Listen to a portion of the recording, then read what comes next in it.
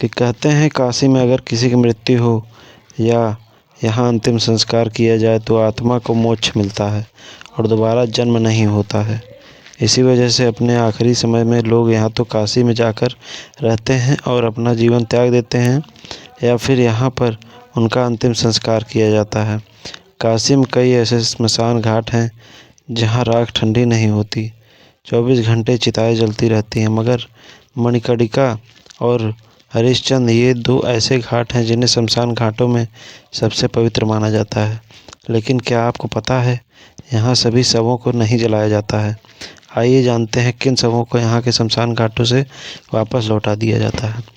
5 शव जिन्हें काशी की धरती पर जलाने की अनुमति नहीं है। हालांकि इसके पीछे धार्मिक मान्यताएं तो है ही, साथ ही वैज्ञानिक कारण भी बताया जाता है। सोशल मीडिया पर एक वीडियो वायरल हो रहा है। वायरल वीडियो में एक नाविक गंगा के बीचों बीच जो श्रद्धालुओं को बता रहा है कि किन 5 लोगों की लाश को काशी में अग्नि नहीं दी जाती है। वीडियो तेजी से वायरल हो रही है। आइए जानते हैं कि नाविक ने क्या कहा। सांप काटने से जिसकी मौत होती है उसका काशी में अंतिम संस्कार नहीं किया जाता है। धार्मिक और वैज्ञानिक दृष्टिकोण से माना जाता है कि सांप के काटने पर अगर किसी की मौत होती है तो 21 दिनों तक शरीर में मस्तिष्क में थोड़ी ऑक्सीजन की मात्रा बने रहने की संभावना होती है। इसलिए ऐसे शवों को जलाया नहीं जाता बल्कि केले के तने में बांधकर गंगा में प्रवाहित कर दिया जाता है। मान्यता है कि ऐसे मृतक शरीर को वैद्य या तकनीशियन जीवित कर सकता है। नंबर 2, अगर 12 साल से कम उम्र के किसी बच्चे की मौत हो जाती है तो उसको काशी में नहीं जला जाता है। छोटे बच्चों को विशेष विधि से ज़मीन में दफना दिया जाता है।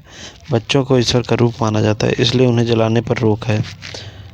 तीसरा, गर्भवती महिला की अगर मृत्यु हो जाती है तो उसे भी काशी में जलाने पर पाबंदी है और शव को वापस लौटा दिया जाता है। नाविक ने बताया, प्रेग्नेंट महिला का पेट फूला रहता है और अगर उसके शव को जलाया जाए तो उसका पेट फट जाएगा, जिससे अंदर पल रहा बच्चा बाहर जगह हुआ अधजला रह सकता है। इसके पीछे का यह भी कारण है कि 12 साल से कम उम्र के बच्चों को जलाया नहीं जाता।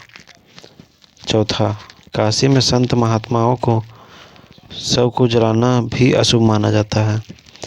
इनके शवों को या तो ज़मीन में दफनाया जाता है या तो गंगा में प्रवाहित कर दिया जाता है।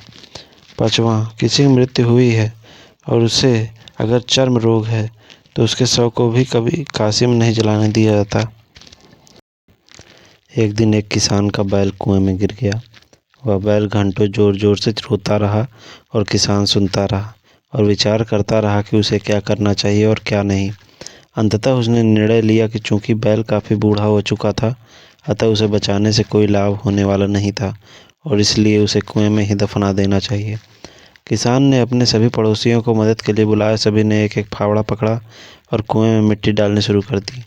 जैसे ही बैल की समझ में आया कि वह यह क्या हो रहा है, वह और ज़ोर ज़ोर से चीख कर रोने लगा। फिर अचानक वह आश्चर्यजनक रूप से शांत हो गया। सब लोग चुपचाप कुएं में मिट्टी डालते रहे। तभी किसान ने कुएं में झांका तो वह आश्चर्य से सन्न रह गया। अपनी पीठ पर पड़ने वाले हर फावड़े की मिट्टी के साथ वह बैल एक आश्चर्यजनक हरकत कर रहा था। वह हिल हिल कर उस मिट्टी को नीचे गिरा देता और एक कदम बढ़ाकर उस पर चढ़ जाता था। जैसे जैसे किसान तथा उसके पड़ोसी उस पर फावड़ों से मिट्टी गिराते, वैसे वैसे हिल हिल कर वह उस मिट्टी को गिरा देता और एक सीढ़ी ऊपर बढ़ जाती। जल्दी ही उसको सबको आश्चर्यचकित करते हुए वह बैल कुएं के किनारे पर पहुंच गया और फिर कूदकर बाहर भाग गया। ध्यान रखें, आपके जीवन में भी बहुत तरह से मिट्टी फेंकी जाएगी, बहुत तरह की गंदगी आप पर गिरेगी। जैसे कि आपको बढ़ने से रोकने के लिए कोई बेकार में ही आपकी आलोचना करेगा, कोई आपकी सफलता से ईर्ष्या के कारण आपको बेकार में ही भला बुरा कहेगा, कोई आपसे आगे निकलने के लिए ऐसे रास्ते अपनाता हुआ देखेगा जो आपके आदर्शों के विरुद्ध होंगे। ऐसे में आपको हतोत्साहित होकर कुएं में ही नहीं पड़े रहना है, बल्कि साहस के साथ हर तरह की गंदगी को गिरा देना है और उससे सीख लेकर उसे सीढ़ी बनाकर अपने आदर्शों का त्याग किए बिना अपने कदमों को आगे बढ़ाते जाना है। सकारात्मक रहें, सकारात्मक जिएं। इस संसार में सबसे बड़ी संपत्ति बुद्धि, सबसे अच्छा हथियार धैर्य, सबसे अच्छी सुरक्षा विश्वास और सबसे बढ़िया दवा हंसी है।